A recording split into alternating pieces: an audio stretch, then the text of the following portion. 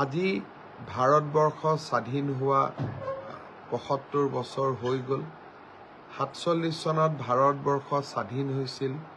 তাৰ পিছত অসমত লোকসেৱা আয়োগ গঠন কৰা হৈছিল। লোকসেৱা আয়োগৰ দায়িত্ব হ'ল ৰাজপত্ৰিত বিষয়াৰ নিযুক্তিক অনুমোদন কৰা, পৰীক্ষা পৰিচালনা কৰা।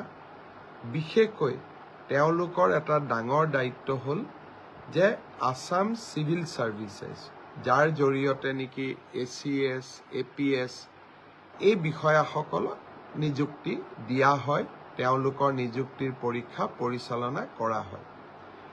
ইমান দিনে এই পৰীক্ষাৰ প্ৰশ্ন কাকত ইংৰাজীতে ছপা হৈছিল।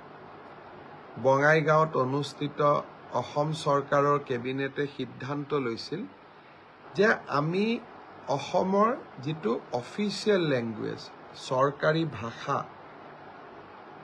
যাক আমি ৰাজ্যৰ সকলো কাম কাজতে ব্যৱহাৰ কৰোঁ, সেই ভাষাটো হ'ল অসমীয়া। আৰু এই অসমীয়াত আমি লোকসেৱা আয়োগৰ প্ৰশ্ন কাকত আমি প্ৰকাশ কৰিম। ইংৰাজীও থাকিব, কিন্তু অসমীয়াতো প্ৰশ্ন কাকত ছপোৱা হ'ব।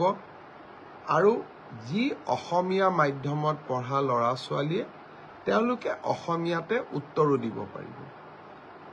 সেই সময়ত বঙাইগাঁও কেবিনেটৰ পিছত বহুজনে আমাৰ সততা সম্পৰ্কে সন্দেহ প্ৰকাশো কৰিছিল।